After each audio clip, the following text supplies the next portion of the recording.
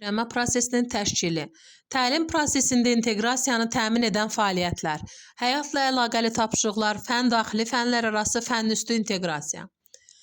Müasir dünyada baş verən elmi, texnoloji, sosial, mədəni dəyişikliklər dünyanı və özünü dərk edə bilmək üçün hərtərəfli düşünmə qabiliyyətinin əhəmiyyətini xeyli artırır. Bu isə öz növbəsində aydın, yaradıcı təfəkkürə, geniş dünya görüşünə sahib şəxsiyyətin formalaşdırılmasına ehtiyac yaradır. Beləliklə, formal təhsildə öyrənilən fənlərin və onların əhatə etdiyi mövzuların əlaqəli inteqrativ şəkildə tədris olunması aktuallaşır. Təlimdə inteqrasiya şagirdlərin bilik səviyyəsini genişləndirir və dərinləşdirir. Şagirdlərdə sərbəst fikirləşmək, öz təcrübəsinə istinad etmək, nəticə çıxarmaq bacarıqlarını inkişaf etdirir. İnteqrasiya nədir? İnteqrasiya fənlərin və fən məzmununun pərakəndə şəkildə deyil, ortaq ideyalar, problemlər və mövzular ətrafında əlaqələndirilməsi, bilik, bacarıq, dəyər və münasibətlərin birlikdə formalaşdırılması deməkdir. İnteqrasiya şagirdlərin inkişafı üçün əsas rollardan birini oynayır. Çünki istər fənnin daxilində, istərsə də fənlər arasında, hətta həyatla əlaqə qurulduqca şagirdlərdə analitik düşüncə, tənqidi düşünmə, problem həll etmə, müqayisə aparma, yaradıcı düşünmə bacarıqları təbii şəkildə güclənəcəkdir. Fəndaxili inteqrasiya nədir? Fəndaxili inteqrasiya bir fənnin daxilində müxtəlif mövzular üzrə bilik və bacarıqlar arasında məntiqi və funksional əlaqə yaratmaqdır. Bu zaman şagird yalnız bir mövzu üzrə deyil, eyni fənnin müxtəlif bölmələrindən əldə etdiyi bilik bacarıqları birləşdirir və problemi həll edir. Bu cür inteqrasiyada şagird fənnin daxilindəki anlayışlar arasında əlaqə qurur. Əvvəl öyrəndiyi anlayışı yeni mövzuda tətbiq edir. Başqa sözlə desək, bir fənn üzrə əvvəlki siniflərdə öyrənilən bilik və bacarıqlar yeni sinifdəki məzmunla əlaqələndirilir. Problem başqa fənlərin deyil, yalnız həmin fənnin daxilindəki bilik və bacarıqlarla həll olunur.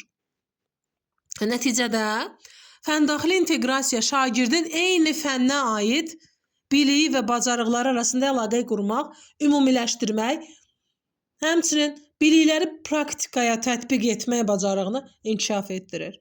Fəndaxili inteqrasiya özü də şaquli və üfüqi olmaqla həyata keçirilir, iki istiqamətdə həyata keçirilir. Üfüqi inteqrasiya fəndaxili inteqrasiyanın növlərindən biridir. Eyni tədris ilində müxtəlif məzmunlu məzmun xəttləri üzrə məzmun standartlarında bilik və bacarıqların əlaqələndirilməsidir. Məsələn, bunu necə başa düşə bilərik? Azərbaycan dilində 4 məzmun xətti var. Dinləyib, anlama və danışma, oxu, yazı, dil qaydaları. Burada, məsələn, 5-ci sinifdə oxu məzmun xətti ilə yazı məzmun xətti arasında əlaqənin yaradılması fəndaxili üfüqi inteqrasiyadır. Eyni sinif daxilində müxtəlif məzmun xəttləri arasında əlaqədir bu. Üfüqi inteqrasiya məzmun xəttləri arasındakı əlaqələri əhatə etdiyindən müəllim imkan daxilində bir neçə məzmun xəttinə dair məzmun standartına müraciət etməklə təlim prosesini uğurlu nəticə əldə edə bilər. Fəndaxili inteqrasiyanın zəruriliyi kurikulumun məzmun xəttlərinin mahiyyətindən irəli gəlir. Fən kurikulumun məzmun xəttləri mahiyyət etibarilə bir-biri ilə sıx əlaqəlidir. Biri digərini tamamlayır. Misal üçün, Azərbaycan dili dərslərində çox zaman bir neçə məzmun xəttinə dair təlim nəticəsinə müraciət olunur. Bu təbiidir. Çünki bir sıra üsul və fəaliyyətlər müxtəlif məzmun standartlarının inteqrasiyasını tələb edir. Məsələn, ifadə yazı yazdıran bir müəllim dinləmə və yazı deməli məzmun xəttinə müraciət etmiş olacaq. Müzakirə üsulunu seçən bir müəllim dinləmə və danışma. Ziqzaq üsulu ilə oxu seçən bir müəllim oxu, dinləmə, danışma məzmun xəttləri ilə bir-birini əlaqələndirəcək. Təqdimatı seçən müəllim oxu, danışma və dinləməni seçmiş olacaq. Beləliklə, dərslərdə şagirdlər oxuyurlar, dinləyirlər, anlayırlar, danışırlar, yazırlar. Bunların hamısı bir dərsdə baş verə bilir. Bu da reseptiv və ekspresiv nitq bacarıqlarının inteqrasiyasına gətirib çıxardır. Deməli, reseptiv nitq dediyində qəbul edici, yəni deyilən sözləri, mənaları anlamaq qabiliyyətidir. Reseptiv nitq. Ekspresiv nitq isə ifadə edicidir. Yəni fikirləri, sözləri, jestlər, cümlələrlə ifadə etmək bacarığıdır. Əgər burada bir pozuntu olarsa, uşaq bunu anlamaqda və danışmaqda çətinlik çəkə bilər bu nitqdə belə bir pozuntu olarsa. Üfüqi inteqrasiyaya bir neçə nümunəyə baxaq. Müəllim feilin xəbər şəklini tədris edərkən şagirdlərin oxuyub anlama bacarıqlarını da inkişaf etdirir. Hansı inteqrasiyadır bu? Əlbəttə ki, üfüqi inteqrasiyadır. Müəllim ifadə yazdırarkən modal sözlər mövzusuna da inteqrasiyadır. Burada da yenə üfüqi inteqrasiyadır. Çünki həm ifadə yazdırır, dinləmə var burada. Yazı bacarığı var. Həm də modal sözlər, yəni dil qaydaları. Deməli, ayrı-ayrı məzmun xəttlərini bir-biri ilə əlaqələndirirsə, eyni sinif daxilində bu üfüqi inteqrasiya hesab olunacaq. Şaquli inteqrasiya bir fənn daxilində eyni məzmun xəttinin standartlarının siniflər üzrə əlaqəsini əhatə edir. Başqa sözlə desək, fəndaxili şaquli inteqrasiya eyni fənn daxilində formalaşdırılan bilik və bacarıqların siniflər üzrə ardıcıl, pilləli, dərinləşən şəkildə istifadə olunmasıdır, inkişaf etdirilməsi prosesidir. Bu inteqrasiya növündə əsas məqsəd şagirdin əvvəlki siniflərində qazandığı bacarıqları yeni mərhələdə genişləndirməsi, təkmilləşdirilməsi və daha mürəkkəb idraki fəaliyyətlərdə tətbiq etməsidir. Şaquli inteqrasiyanın təsvirinə bir baxaq. Məsələn, 6-cı sinifdə 6-2-2-1 standartını veribdir. Bu standartda ifadə olunan bacarıq belədir ki, mətndə fikirlər, faktlar və hadisələr arasında əlaqəni müəyyən edir. Fakt və hadisə arasında əlaqə müəyyən olunur. 7-ci sinifdə 7-2-2-1 standartında, kurikulumda ifadə olunan bacarıq nədir? Mətnin ideyasının açılmasında obrazların əsas epizodunun rolunu müəyyən edir. Baxın, 6-cı sinifdə sadəcə olaraq faktlar və hadisələr arasında əlaqə müəyyən edir də. 7-ci sinifdə artıq mətnin ideyasının açılmasında obrazların və əsas epizodun rolunu müəyyən edir. 8-ci sinifdə eyni standart mətndə irəli sürülən fikri əsaslandıran arqumentləri müəyyən edir. Artıq arqumentlər var, dəlillər var artıq. 9-cu sinifdə biraz daha da dərinləşib eyni standart, yəni 9-2-2-1 standartı mətndə hadisələr, faktlar arasında uyğunluğu və ya uyğunsuzluğu müəyyənləşdirməklə əsaslandırır. Göründüyü kimi sinifdən sinifə keçdikcə bacarıqlar dəyişib inkişaf edir. Şagirdlərdən daha mürəkkəb bacarıqlar tələb olunur. 6-cı sinifdə şagird mətndə verilmiş fakt və hadisələr arasında əlaqə müəyyən edirdi. 7-ci sinifdə bu bacarıq daha da genişlənir. İdeyanın açılmasına, əsas epizodun rolunu anlama səviyyəsinə keçir. 8-də artıq 8-ci sinifdə şagird fikri əsaslandıran arqumentlər əldə edir. 9-cu sinifdə artıq faktlar və fikirlər arasında əlaqəni dəyərləndirir. Başqa bir nümunəyə baxaq. Şagirdlərə Azərbaycan dili dərsində təbiətin qorunması ilə bağlı qısa informativ bir mətn təqdim olunur. Şagirdlər mətni oxuyandan sonra mətndə verilmiş əsas faktları müəyyən edin və bu fikrin hansı fakt və nümunələrlə izah edildiyini göstərirlər. Daha sonra müəllifin təbiətə münasibətini nəzərə alaraq mətndən çıxardıqları nəticəni sadə şəkildə izah edirlər.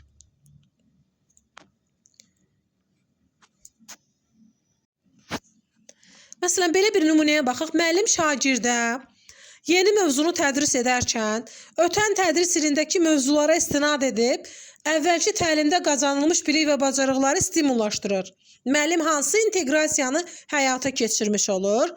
Əlbəttə ki, fəndaxili şaquli inteqrasiyanı həyata keçirmiş olmuş olacaq. Belə bir ümumiləşdirmə aparsaq, fəndaxili üfüqi inteqrasiya eyni sinif səviyyəsində müxtəlif məzmun xəttlərinə aid bacarıqların birgə tətbiqidir və sinif səviyyəsi dəyişmir. Məzmun xəttləri, fərqli məzmun xəttləri paralel şəkildə inteqrasiya olunur və paralel və qarşılıqlı tamamlayıcıdır fəndaxili üfüqi inteqrasiya. Fəndaxili şaquli inteqrasiyanın əsas mahiyyəti eyni məzmun xətti üzrə bacarıqların siniflər üzrə pilləli inkişafıdır. Sinif səviyyələri dəyişir. Hər sinif üzrə bir-biri ilə əlaqələnir. Eyni məzmun xətti saxlanılır. Yəni məzmun xətti dəyişmir. Məzmun xəttləri eyni formada saxlanılır. Ardıcıl, mərhələli və dərinləşən bacarıqların inkişaf istiqamətini göstərir. Məhz fənlər arası inteqrasiya nədir? Fənlər arası inteqrasiya hər hansı bir real və kompleks hadisənin müxtəlif fənlərin bilik və bacarıqları ilə birlikdə öyrənilməsidir. Yəni burada müxtəlif fənlər arasında ardıcıllıq, məzmun uyğunluğu və konseptual əlaqələr yaradılır. Bu inteqrasiya növündə hadisə mərkəzi bir mövzu ətrafında qurulur, lakin fərqli fənlər bu mövzuya öz baxış bucağından yanaşır. Bu zaman tarix, coğrafiya, ədəbiyyat, biologiya, siyam və digər fənlər bir-biri ilə kəsişən məqamlar əsasında qarşılıqlı şəkildə tamamlanır. Belə yanaşma şagirdlərə həm mövzunu daha geniş kontekstdə görməyə, həm də əldə etdikləri bilikləri real həyatda tətbiq etməyə imkan verir. Fənlər arası inteqrasiyada hər fən öz mövzu və məqsədlərini qoruyur, lakin fənlər bir-biri ilə məntiqi şəkildə əlaqələndirilir. Həmçinin problemin həlli üçün bir fən kifayət etmir. Fənlər arasında əməkdaşlıq və biliklərin birləşdirilməsi tələb olunur. Şagirdlər müxtəlif fənlərdən aldığı məlumatları bir araya gətirərək ümumiləşdirmə, əlaqələndirmə və əsaslandırılmış nəticə çıxarma bacarıqlarını inkişaf etdirir. Fənlər arası inteqrasiyaya nümunəyə baxaq. Bir məktəbdə 200 şagird arasında keçirilən sorğuya əsasən 5-ci sinif şagirdlərinin 40%-i kitab oxumağa gündəlik vaxt ayırır. 35%-i həftədə bir neçə dəfə oxuyur, qalanları isə nadir hallarda kitab oxuyur. Faiz göstəricilərinə əsasən hər qrup üzrə şagird sayını hesablayın. Hesabladığınız nəticələri əsas götürərək qısa informativ mətn tərtib edin. Bu tapşırıqda Azərbaycan dilində oxuyub anlama, mətn qurma, arqumentləşdirmə bacarıqları ilə riyaziyyata aid məntiqi düşünmə, verilənlərin təhlili, müqayisə, nəticə çıxarma bacarıqları inteqrasiya olundu. Tarix və Azərbaycan dili ilə bağlı fənlər arası inteqrasiya verilib. Baxın, 19-cu əsrdə maarifçilik ideyaları Azərbaycan cəmiyyətində mühüm rol oynamışdır. Verilmiş fikirlər əsasında tezis müəyyən edin və tezisi əsaslandıran 3 arqument yazın. Həmçinin tarixi faktlardan istifadə edərək qısa mülahizə mətni tərtib edin. Bu tapşırıqda tarix fənninə aid faktları müqayisə etmə, nəticə çıxarma, bacarıqları və Azərbaycan dili fənninə aid arqumentləşdirmə, mətn tipləri, rəsmi üslub və bacarıqları arasında əlaqə yaradılır. Fənüstü inteqrasiya nədir? UNESCO-nun səriştə əsaslı təhsil yanaşmasında fənüstü inteqrasiyanın əsas məqsədi real həyat bacarığı formalaşdırmaqdır. Burada fənlər vasitəsilə biliklər bir-biri ilə inteqrasiya olunur. Yəni burada fənlər vasitə rolunu oynayır. Fənüstü inteqrasiya öyrənmə real həyat kontekstində baş verir. Ölçüləni isə problem həll etmə, tənqidi düşünmə, əməkdaşlıq, məsuliyyət, qərar vermə bacarığıdır. Fənüstü inteqrasiya öyrənmə prosesində şagirdlərdən 21-ci əsr bacarıqlarını fəal şəkildə tətbiqini tələb edir. Bu yanaşma şagirdlərdə biliklərin real həyat kontekstində istifadəsini, problem həll etmə, tənqidi düşünmə, əməkdaşlıq, ünsiyyət və məsuliyyət kimi bacarıqlarının inkişafını hədəfləyir. Eyni zamanda fənüstü öyrənmə şagirdlərin dəyərlərini və münasibətlərini formalaşdıraraq bilik, bacarıq və münasibətin vahid sistem kimi inkişafına şərait yaradır və onların cəmiyyətin fəal üzvü kimi yetişməsini təmin edir. Ümumiyyətlə, fənüstü inteqrasiya məqsədi fən bacarığı deyil, real həyat bacarıqlarının formalaşdırılması və ölçülməsi olan, fənləri bu məqsədə çatmaq üçün vasitə kimi istifadə edən təlim yanaşmasıdır. Fənüstü inteqrasiya real həyatda qarşılaşılan çoxşaxəli bir problemin həllini bir neçə fənnin dərsin məzmun və bacarıqlarına əsaslanan öyrənmə prosesinə daxil etməkdir. Bu yanaşmada məqsəd təkcə fənləri bir araya gətirmək deyil. Onların bilik və bacarıqlarını əlaqələndirərək yeni bilik yaratmaq və yaradıcı həll yolları tapmaqdır. Fənüstü inteqrasiya zamanı fənlərin sərhədləri demək olar ki, aradan qalxır. Və mövzular tam şəkildə birləşmiş formada öyrədilir. Bu zaman şagird hadisələri eyni vaxtda sosial, siyasi, iqtisadi və mədəni hadisələri bu baxımdan, yəni sosial baxımdan, siyasi baxımdan, iqtisadi baxımdan, mədəni baxımdan qiymətləndirə bilir. Belə yanaşma bilikləri sistemli şəkildə qurmağa, hadisələr arasında səbəb-nəticə əlaqəsini daha dərindən dərk etməyə yardım edir. Fənüstü inteqrasiyada problemin gerçək həyatı və aktual olması əsasdır. Məsələn, su çatışmazlığı, qlobal istiləşmə, rəqəmsal təhlükəsizlik. Hadisə yalnız bir elmi istiqamətdə deyil, həm də texniki, sosial, ekoloji və texnoloji baxımdan təhlil oluna bilməlidir. Şagird tənqidi düşünmək, problemi analiz etmək, yaradıcı həll yolu tapmaq, müqayisə aparmaq, əsaslandırılmış qərar vermək kimi yüksək səviyyəli idrak bacarıqlarını inkişaf etdirir. Prosesin sonunda şagird təklif irəli sürür, öz mövqeyini əsaslandıra bilir, yəni praktik nəticə çıxardır. Fənüstü inteqrasiya şagirdin fənlərə bölünmüş biliklərini birləşdirərək real həyatla əlaqələndirilməsinə, kompleks düşünməsinə və müstəqil qərar verməsinə şərait yaradır. Bu yanaşma 21-ci əsr bacarıqlarına uyğun dərin və funksional öyrənməni təmin edir. Fənüstü inteqrasiyaya aid nümunələrə baxaq. Məsələn, təbii fəlakət nəticəsində bir kənd tamamilə yaşanılmaz hala düşür. Dövlət həmin ailələrin təhlükəsiz və davamlı yaşayış şəraitinə malik yeni bir əraziyə köçürməsini planlaşdırır. İnsanların təhlükəsizliyi, riskləri, uyğunlaşma imkanlarını nəzərə alaraq yeni yaşayış məntəqəsi üçün ən uyğun yeri seçir. Seçiminizin müsbət tərəflərini və mümkün çətinliklərini qısa şəkildə izah edin. İnteqrasiyada ən vacib bir sual budur ki, şagirdlərdə hansı bacarığı formalaşdırmağı hədəfləyirəm? Cavab əgər fən bacarığıdırsa, fəndaxili və ya fənlər arası inteqrasiyadır. Cavab əgər həyatı bacarıqdırsa, bu fənüstü inteqrasiya hesab olunur. Mahiyyətinə baxaq fəndaxili inteqrasiyanın. Fəndaxili inteqrasiya ümumiyyətlə, əgər mətnin tapşırığın məqsədi qiymətləndirmə meyarları eyni fənnin bacarıqlarına yönəlibsə, fəndaxili inteqrasiyadır. Fəndaxili inteqrasiyanın əsas məqsədi tədris edilən fənnin çərçivəsində bilik və bacarıqların əlaqələndirilməsi və möhkəmləndirilməsidir. Ölçülən nəticəsi fənnə aid bacarıqlardır. Digər fənlərin rolu demək olar istifadə olunmur və əhəmiyyət daşımır. Fənlər arası inteqrasiyada metodik izahı bundan ibarətdir ki, fənlər arası inteqrasiyanın digər fənnin bilik bacarıqları istifadə olunur. Lakin ölçülən nəticə yenə də əsas fənnə aiddirsə. Əsas fənnə aidsə, təbii ki.